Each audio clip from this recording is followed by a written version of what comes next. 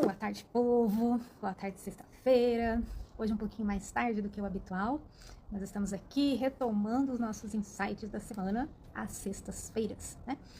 Tivemos os recessos aí de final de ano, então semana passada, semana retrasada não teve insight, mas hoje estamos retomando o nosso insight todas as sextas-feiras para falar algum assunto interessante que aconteceu durante a semana, nos meus atendimentos, nos meus encontros do dia a dia, nas minhas reflexões.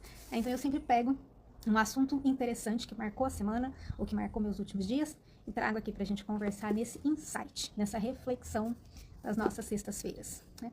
E hoje eu resolvi trazer esse assunto de tem muita bobeira no Ayurveda de internet. Por quê? A gente já falou em algum insight passado aí, porque agora nós estamos no 10º insight, eu já nem lembro mais o que foi em cada insight. Que a gente precisa ter cuidado com as coisas que a gente vê na internet, com as coisas que a gente consome, porque tem muita informação errada sendo divulgada. Errada, equivocada, e às vezes até informação que é deturpada propositalmente, tá? Para que aquele produto se venda, ou para que aquela imagem circule, para que tenha uma grande repercussão, mesmo que não seja algo exatamente real, confiável, né? E eu me lembro que há algum tempo, acho que tem mais de ano já, uma empresa que vende alguns produtos dentro da linha de Ayurveda, de tratamentos naturais, entrou em contato comigo oferecendo uma parceria.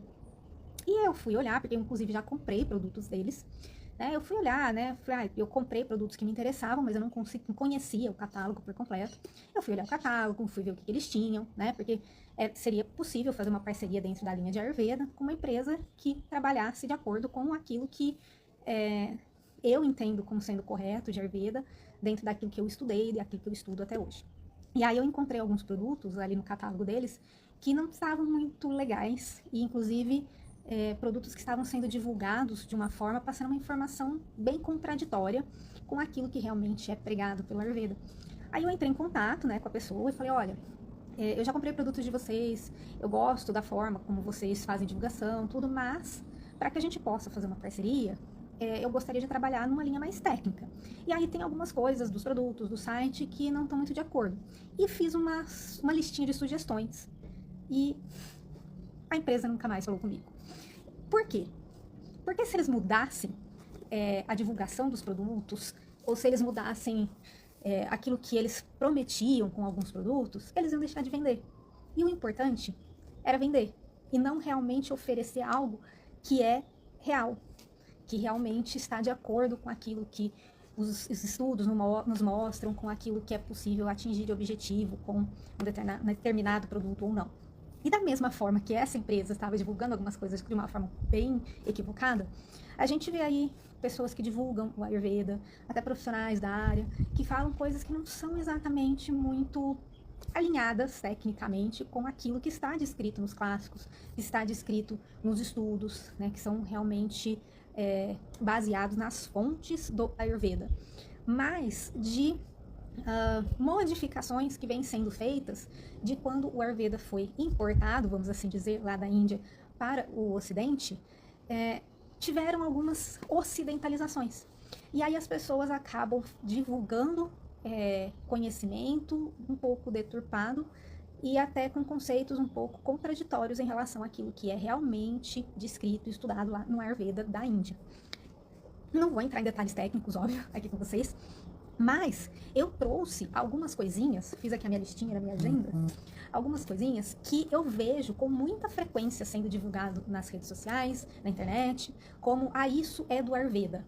Isso daqui é algo que a gente deve fazer porque a medicina milenar do Ayurveda nos ensina, né? Ou então, pacientes que chegam para mim falando, porque eu li tal coisa sobre o Ayurveda, e aí eu quero fazer o tratamento por causa disso, né? Então eu trouxe algumas das principais modinhas ou deturpações aí que se atribuem ao Ayurveda, que na verdade não são, tá? Por que eu quis trazer esse tema? Porque no começo dessa semana, uma paciente chegou para mim, primeira consulta, né? E falou que estava super empolgada para consulta, tal, porque ela já estava lendo um pouco, que ela queria fazer um tratamento para melhorar os hábitos de vida e que ela já estava se empenhando para se tornar vegana e que a primeira coisa que ela queria saber era qual era o dosha dela. E ela não é uma exceção. Digamos que muita gente chega para mim exatamente com essa fala. quero começar então justamente com essa história do veganismo, né? Na Índia, existe muita gente vegana, ou na verdade muito mais vegetariana do que vegana, né? Porque o indiano consome muito produto laticínio. Eles têm a vaca como um animal sagrado e os produtos originários da vaca, do leite da vaca, né, são produtos que eles consideram extremamente nutritivos, saudáveis e que vêm dessa origem de um ser que como é que fala?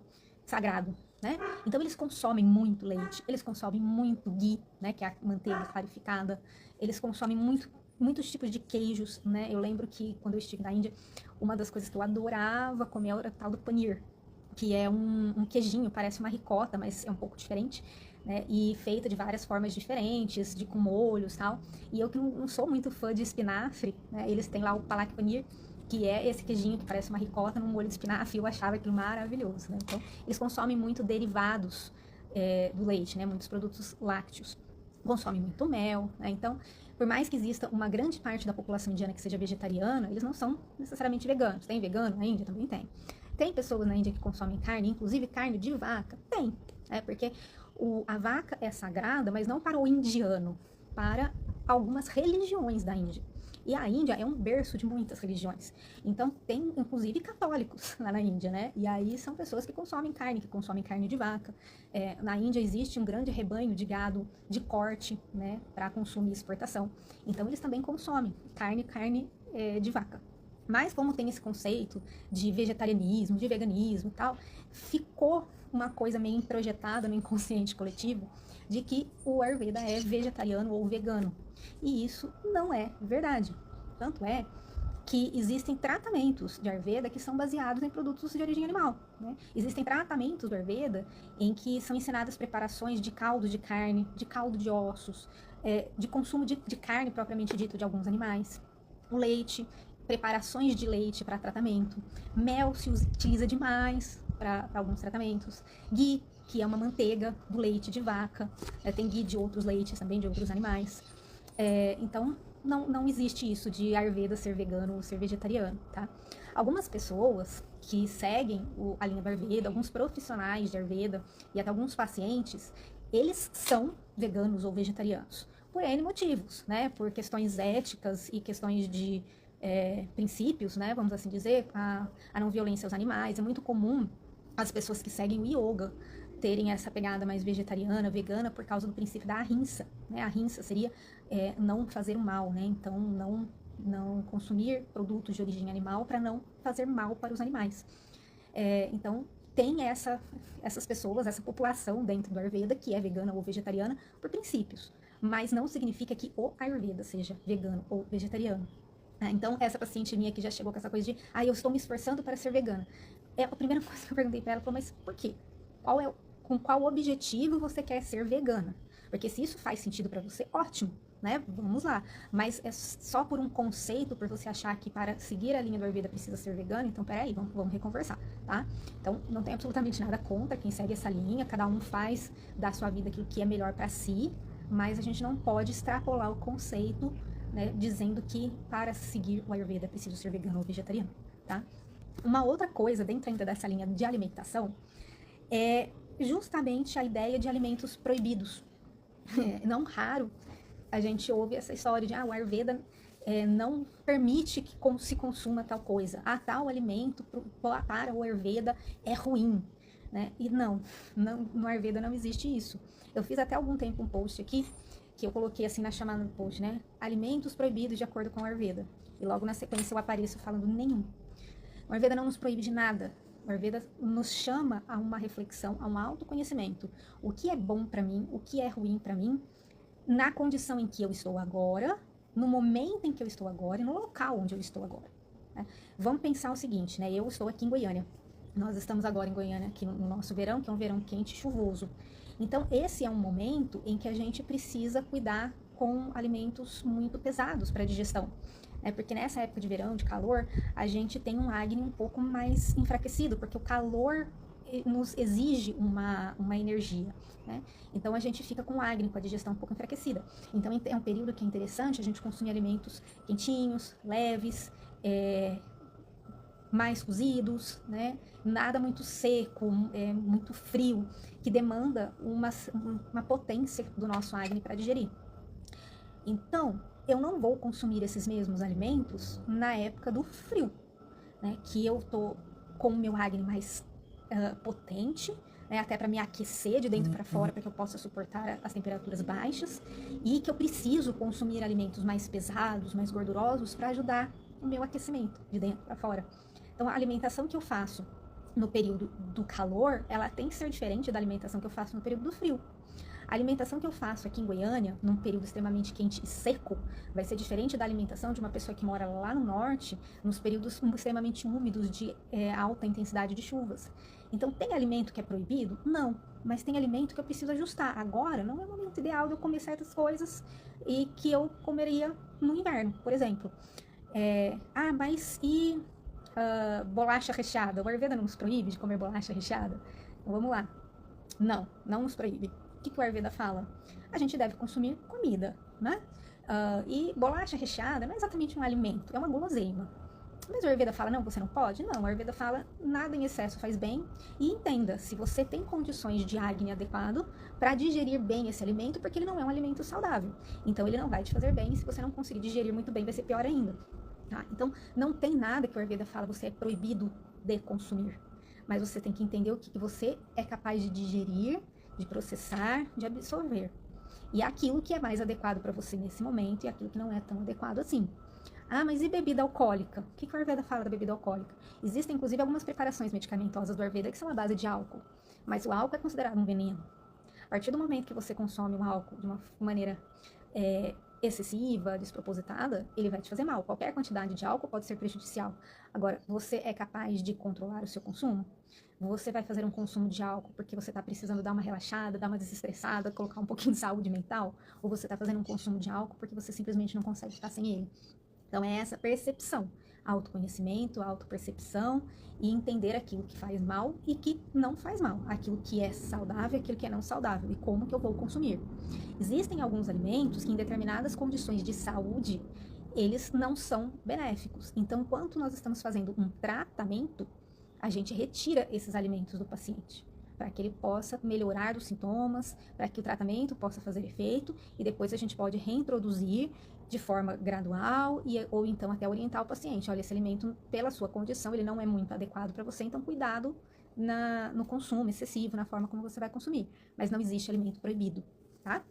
Ainda na linha de alimentação, um outro mito, eu não sei se eu posso falar mito, mas um outro conceito, acho que é muito errado que se fala na internet, é alimentação ayurvédica. Tem até post meu falando sobre isso. O pessoal da Faesda também já fez posts bem interessantes sobre isso. Porque as pessoas às vezes procuram o terapeuta, o profissional de Ayurveda, querendo fazer uma dieta ayurvédica, querendo fazer uma alimentação ayurvédica. Agora eu quero um estilo de vida mais saudável, então eu quero que a minha alimentação seja ayurvédica. As pessoas confundem muito alimentação terapêutica daquela nossa comidinha de todo dia. Tá? Porque existem algumas preparações descritas nos clássicos do Ayurveda que são preparações terapêuticas. Alguns determinados alimentos, a forma correta de preparo, que a gente orienta durante um processo de tratamento. Mas, para o dia a dia, a nossa comidinha do dia a dia, desde que seja uma comida variada, com alimentos de verdade, não com pozinho, suplemento, cápsula, cheio de coisa industrializada, mas com temperos, com o arrozinho com feijão, né? Essa é uma alimentação rica em nutrientes e que ela pode ser perfeitamente ayurvédica desde que a gente consuma com consciência. Então, quando os pacientes falam para mim, eu quero uma alimentação ayurvédica, primeira coisa que eu falo para eles, o alimento que a gente precisa é o alimento que está presente no local onde a gente mora. Porque as pessoas querem, eu vou comer o arroz vermelho, eu vou comer o feijão moyashi, eu só vou comer a lentilha não sei das quantas, tá? Tem preparações interessantes com esses alimentos, mas por que a gente vai consumir um alimento que é exótico, que é caro, se a gente tem muitas coisas boas aqui ao nosso alcance? A gente não precisa disso. A nossa alimentação não precisa ser exótica. A gente precisa comer comida. Só isso. E entender o que essa comida, o que esse alimento nos traz. Quais são os nutrientes que esses alimentos nos trazem. Se eu tenho um problema de saúde, por exemplo, sei lá, se eu tenho diabetes, né? Então, aí junto com o nutricionista, né? Porque o nutricionista, que é o profissional habilitado para prescrever dieta, tá? Então, junto com o nutricionista, nós vamos organizar uma alimentação que tenha uma contagem de carboidratos adequada, que tenha trocas alimentares saudáveis, né?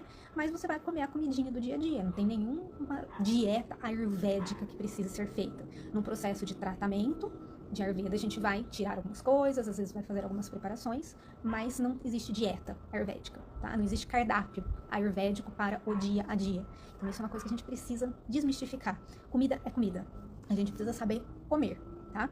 Ainda dentro da linha da alimentação, eu trouxe uma preparação específica que é muito divulgada aí nos meios que falam de Ayurveda, como sendo uma alimentação leve, saudável, para ajudar quem está com a digestão meio ruim, que é o khichdi. Khichdi, né? Tem uma pronúncia aí um pouquinho diferente. Que é uma preparação que é feita à base de arroz e lentilha. Você pode colocar temperos, pode colocar legumes também, mas a base é arroz com lentilha. Tem proporções certas de arroz e lentilha, tem proporção certa de água que tem que ser colocada, porque ela tem que ficar numa consistência adequada, não é cozinhar do jeito que a gente é acostumado a cozinhar o arroz e a lentilha. Eles são preparados juntos, né, nas devidas proporções. E não é uma alimentação leve, como se diz por aí. E o khichdi é uma alimentação pesada, é uma refeição pesada, é uma refeição que a gente fala guru, pesada, snigda, untuosa. Então, ela pesa no Agni. Ela pode, inclusive, atrapalhar o Agni. Então, não é uma alimentação que deve ser feita, por exemplo, em processos bem, entre aspas, de detox. Né? Que é esse termo, detox. Né? Quando a gente quer fazer um processo de limpeza, de estimulação do Agni, o khichdi não é um prato adequado, porque ele é pesado. Ele vai fazer exatamente o contrário do que a gente precisa. E lembra que eu contei para vocês lá no começo, daquela empresa que entrou em contato comigo? Uma das coisas que eles vendem é um khichdi pré-pronto, é um pacotinho que já vem o arroz, a lentilha e alguns legumes, alguns temperos, só para você colocar a água e preparar. E eles vendem justamente como sendo essa refeição detox, essa refeição leve, e não é assim, é exatamente o contrário, tá? Então, khichdi não é uma refeição para ser feita no processo de, entre aspas, detox, tá? Não exatamente na linha de alimentação, mas na linha de produtos consumidos, vamos assim dizer, tem os tais dos shots. Shot de limão com cúrcuma, gengibre, não sei mais o que, né? Eu já vi em mais de um lugar as pessoas falando assim, vendem até shots prontos, né? E falam, né? Porque de acordo com a medicina milenar do Ayurveda, esse shot é bom para não sei o que, não sei o que, não sei o que. Sinto muito, mas não tem isso na medicina milenar do Ayurveda, né? Existem livros, né? Que são clássicos do Ayurveda, que trazem as plantas que a gente utiliza, as plantas não, né? Todas as substâncias que são utilizadas como medicamento, e quais são as preparações que podem ser feitas com essas substâncias para que tenha assim, um efeito medicamentoso, de acordo com aquilo que a gente quer. O Vaishadya Kalpana é o livro que fala para a gente exatamente isso, as preparações medicamentosas do Ayurveda. E não existe uma preparação medicamentosa no Ayurveda que seja esse shot que as pessoas falam, que o Ayurveda fala que o shot não sei do que é super bom. Às vezes a gente usa o recurso dessa misturinha de ervas, de plantas, principalmente para estimular a digestão, para potencializar o Agni.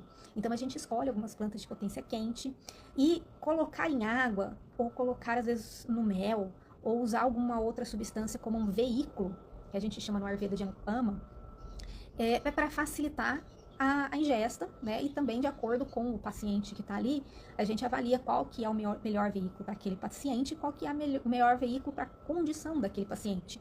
Então, escolher o veículo vai depender do que a gente quer fazer. Eu uso muito, muito mesmo, uma diquinha de gengibre com sal para estimular o Agni. Às vezes eu ensino a fazer como se fosse um chá de gengibre também para estimular o Agni. Para pacientes que não toleram muito bem o gengibre, porque tem gente que não gosta do sabor do gengibre, aí eu tento outros recursos, né, com pimenta do reino, açafrão, e faço essas misturinhas e ensino a colocar em algum veículo, né, às vezes no óleo de rícino, às vezes na água, às vezes no mel, mas essa ideia de shot não é do Ayurveda, tá? Eu sei que eu também estudei fitoterapia, também trabalho com a fitoterapia independente do Ayurveda, né, e nos estudos da fitoterapia, Existem algumas preparações que são esses shotzinhos. E tudo bem, se você tá nessa linha, se você gosta, ok. Mas falar que é uma recomendação do Ayurveda que é o errado, né? Porque falar que é a medicina milenar do Ayurveda que indica fazer daquele jeito é uma forma de fazer um marketing, de dar uma roupagem meio orientalizada e não sei o quê, e que não existe, né? Então aí você tá enganando as pessoas e isso não é legal, tá? Principalmente quando você fala shot da imunidade, né? Que é essa história de que você fazer uma misturinha de plantas num copinho de água vai melhorar a sua imunidade. Vamos combinar, né? A gente precisa fazer os dois neurônios fazerem conexão para entender que não é assim que funciona, né? Nossa imunidade é complexa demais para falar que misturar água, limão, açafrão e sei lá eu mais o que vai melhorar a imunidade. Aí você toma esse shot de manhã, à noite você vai pro boteco tomar cerveja, comer hambúrguer e acha que o shot vai fazer milagre, né? Então, essa é a questão dos shots, tá? Nessa linha ainda, porque essa ideia do shot, né, é sempre aquela assim, faça isso todos os dias pro resto da sua vida. É igual a tal da água morna com limão.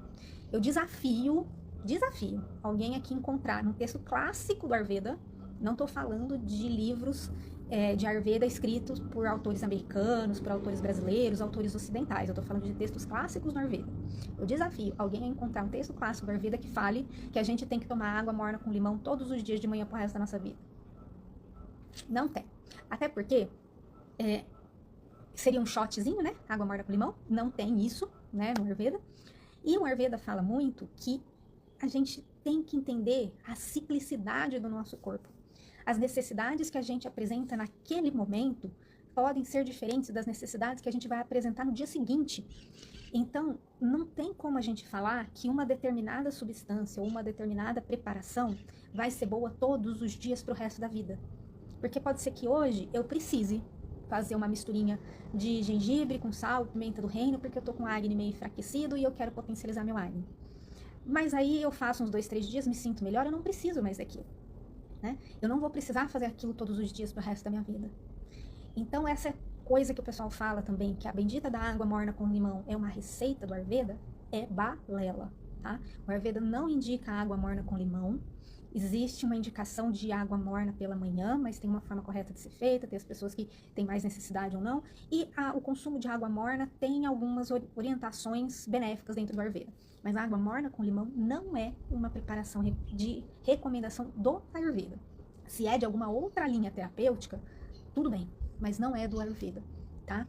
E é importante, eu já falei isso para vocês num outro insight, a gente sempre se questionar. Por quê? Qual é o fundamento de eu usar essa água morna com limão? Faz sentido? Ou será que é realmente só uma modinha? Tá? Então, desmistifiquem a água morna com limão. Tem post meu aqui também falando sobre ela. Se vocês derem uma passeada aí no perfil do meu Instagram, vocês vão encontrar. Então, essa ideia da água morna com limão é um mito. E a ideia de que tem alguma coisa que é bom a gente fazer todos os dias pro resto da vida também não é real. Tá? Um paciente meu uma vez me pediu, um paciente que já praticamente amiga, porque ele é antigo, a gente trata da família toda dele praticamente, e é uma pessoa muito bacana de conversar, de conviver, e uma vez ele pediu pra mim, falou, doutora não, ele me chama de Dani, faz um post pra gente falando o que a gente precisa consumir todos os dias pro resto da vida. Aí eu fiz um post falando sobre água, que é a única coisa que a gente realmente não consegue viver sem, que a gente não pode viver sem, que a gente tem que consumir todos os dias, né? Senão a gente se desidrata e isso faz muito mal.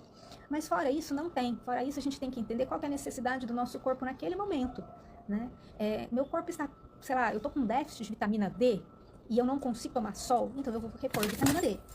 Gente, minha cachorra acabou de cair do banquinho aqui, tadinha. Chewbacca, vem cá, vem. Fez dói não, né? Hoje, dia, eu tô numa banquetinha aqui no quintal de casa e ela escorregou pra mim. Mas enfim, eu tô com déficit de vitamina D e não consigo tomar sol, então eu vou repor vitamina D. Eu sou uma pessoa que não consome carne, por princípios, então eu preciso avaliar como é que tá a minha vitamina B12 e preciso repor.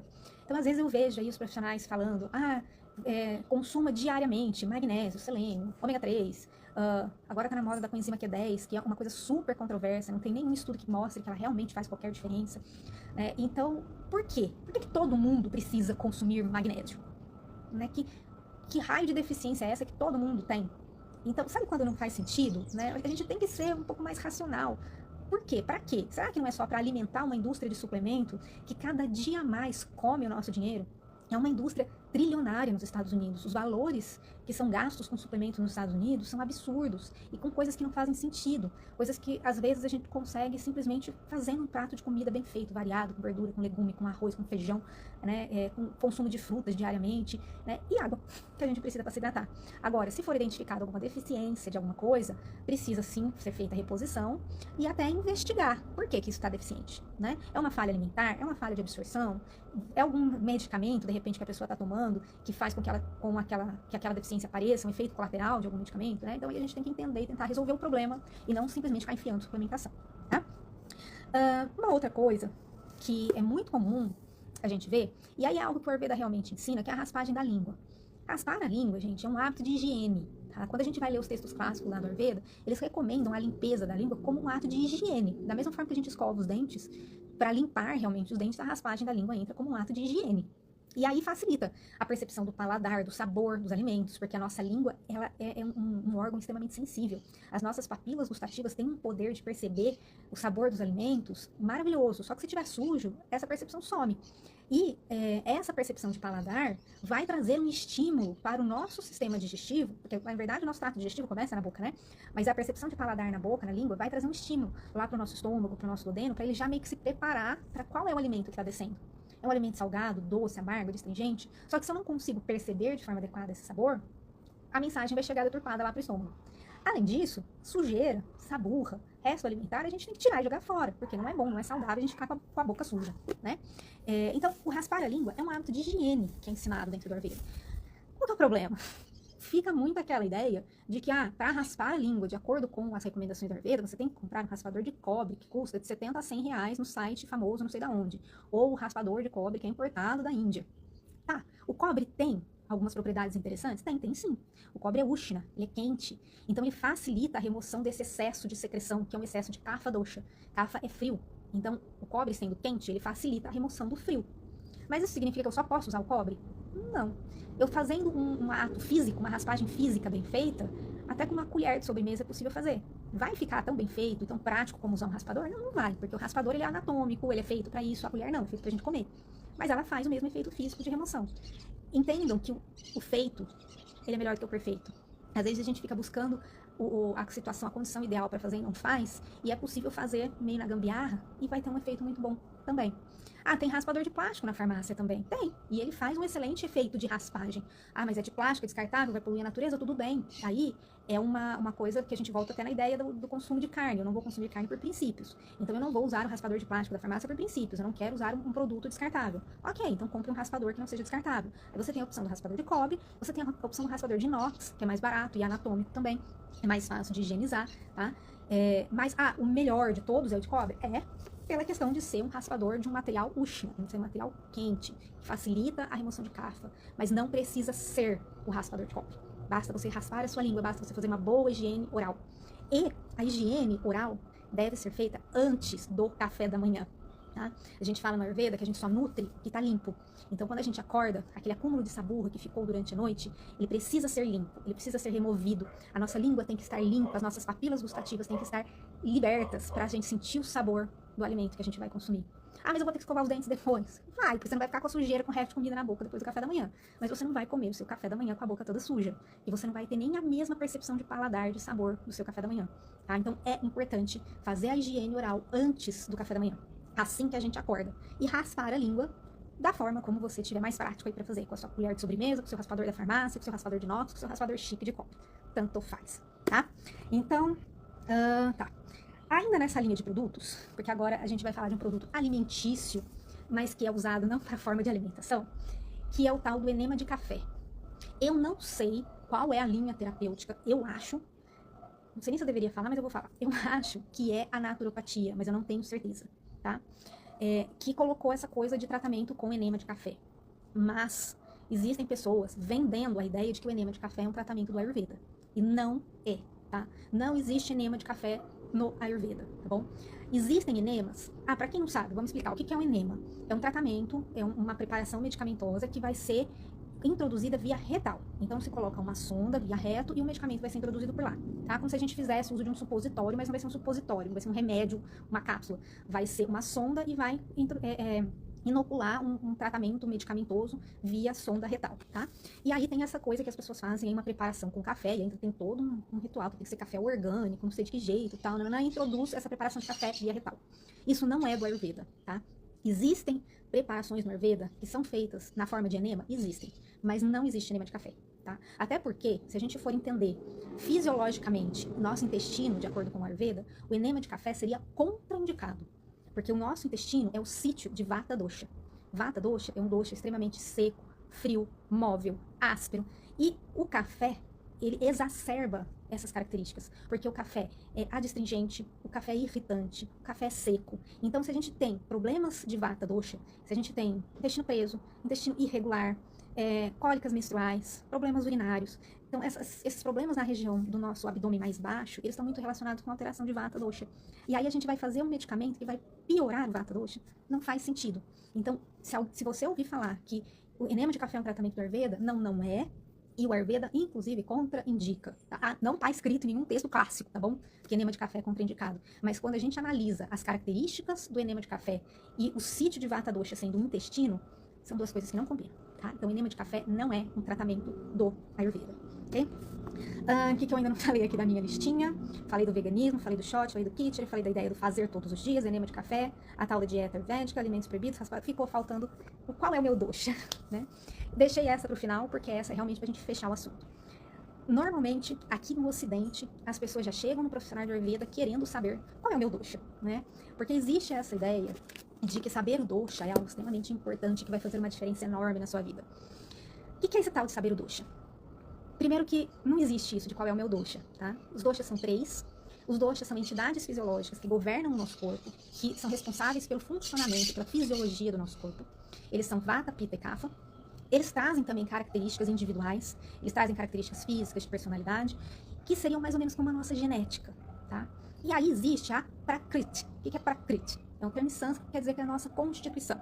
Então tem algumas pessoas que têm uma predominância maior de um dos doshas, tem outras pessoas que têm uma predominância maior de 2 desses doshas, e aí isso traz algumas características singulares para cada pessoa.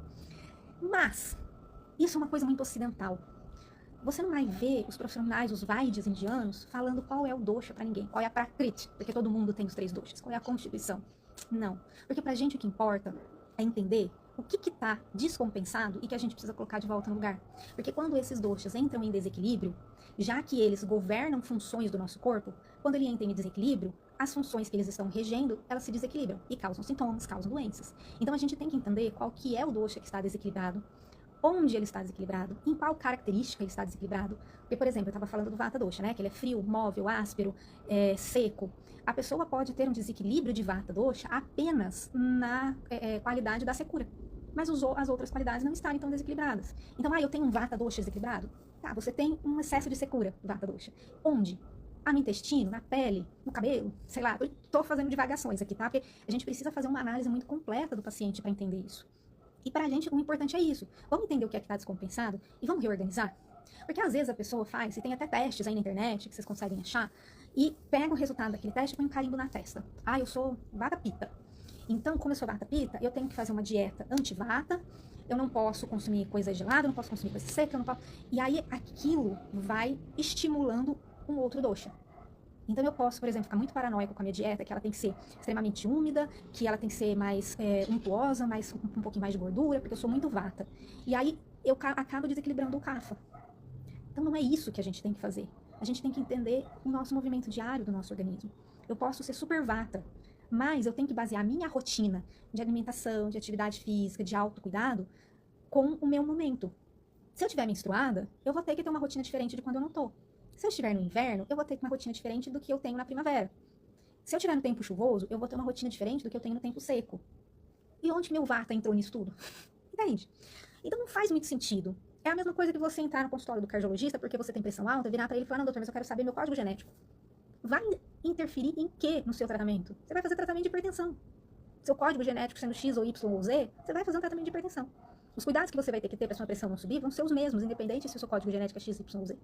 O mais importante é isso, é a gente ter essa compreensão, essa auto-observação, esse autocuidado de momentos cíclicos. O que é tratamento, o que é rotina, quando essa rotina tem que ser feita, como, por quê, e não ficar com carimbinho na testa de, ai meu Deus, é Vata Pitta. E compreender qual é a Prakriti não é uma tarefa fácil. Quem acha que fazer um teste de 5 minutos na internet vai resolver esse quebra-cabeça, vai responder essa pergunta, está muito equivocado. Muito equivocado. Porque muitas das vezes, o que o teste vai mostrar é o seu desequilíbrio.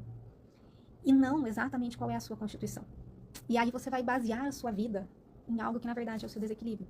Existem profissionais de Ayurveda, médicos indianos de Ayurveda, que às vezes demoram 1 ano e meio, 2 anos para identificar a prakriti de um paciente. Pessoas que estudam isso a vida inteira, que vêm de tradição familiar, porque na Índia tem muito isso, né, das pessoas seguirem a tradição familiar, então tem Vaidyas que vêm assim de 5 gerações de Vaidyas. Esses profissionais que vivem isso, têm dificuldade às vezes de identificar a prakriti de um paciente, aí a gente quer aqui fazer um teste de internet e falar, nossa, eu sou Varapita. Coitado, coitada da gente, né? E não faz sentido. Não faz sentido, tá? Exatamente, Dani, são rótulos. É impressionante, parece que a gente tem essa necessidade, né, de estar sempre se rotulando. E não precisa. Nós, assim, enquanto humanos, nós temos fases, nós temos momentos, nós somos cíclicos. Eu hoje, a Daniela de hoje, de 44 anos, é uma pessoa totalmente diferente do que era a Daniela de 15 anos. Isso significa que a minha genética mudou? Não. Minha prakriti vai ser a mesma hoje do que era quando eu tinha 15 anos de idade. Mas eu vivo um momento totalmente diferente da minha vida e que meu autocuidado hoje é diferente do que era o meu autocuidado lá atrás, né? E é isso que é importante a gente entender, né? Os nossos ciclos, as nossas fases, os ciclos da natureza, como eles interferem com o nosso organismo, porque nós somos parte da natureza. Nós não estamos aqui como um extraterrestre, nós somos parte. Então, os ciclos da natureza interferem na nossa vida. Né? Tem gente, eu tenho uma amiga nutricionista, a Melissa, até, que ela muda até o humor, dependendo se o dia tá mais ensolarado ou mais cinza, mais nublado. Porque interfere. Se a gente gosta de um dia mais ensolarado, porque é um dia que traz mais vitalidade, o sol traz isso pra gente acorda mais disposto. O dia mais nublado, mais chuvoso, deixa a gente mais embotado também. E aí eu vou fazer, nesse dia chuvoso, que eu tô mais embotado, exatamente as mesmas coisas que eu faço no dia ensolarado. A minha prakriti, o meu dosha é o mesmo. Mas a natureza está interferindo. Então a gente precisa parar com essa ideia de querer rótulo, né? Obrigada pela contribuição, Dani, adorei a ideia do rótulo. Então a gente precisa parar com essa ideia de querer estar sempre se rotulando, sempre se definindo, se colocando em caixinhas, né? Nós não somos robôs, nós não somos máquinas, nós somos seres humanos. A nossa biologia, ela é mutável, ela tem momentos diferentes, ela tem ciclos, ok? Bom, eu espero que eu tenha desmistificado algumas coisas e trazido algumas informações a respeito dessas bobeiras que a gente vê de Ayurveda na internet. E eu convido vocês, se estiverem com qualquer dúvida, curiosidade, que vocês comentem. Porque, de repente, a gente pode pegar um desses assuntos e isoladamente transformar num insight, né? E conversar especificamente sobre um assunto. Porque são assuntos interessantes que podem demandar aí longas reflexões, tá? Então, apareceu curiosidade, dúvida, mas eu vi tal coisa assim, né? O que você fala a respeito disso? Coloca aqui nos comentários e a gente conversa a respeito, tá bom? Então, o nosso insight de hoje, o nosso primeiro insight de 2025, fica por aqui e vamos seguir firmes todas as sextas-feiras de 2025. Obrigada, Nanda. Bom demais te ver por aqui. As nossas amizades de colégio, é bom quando elas estão presentes, né? Saudade de você, saudade da sua mãe. Então, pessoal, um ótimo final de semana, um bom restinho de sexta-feira. E sexta que vem estamos aqui de volta.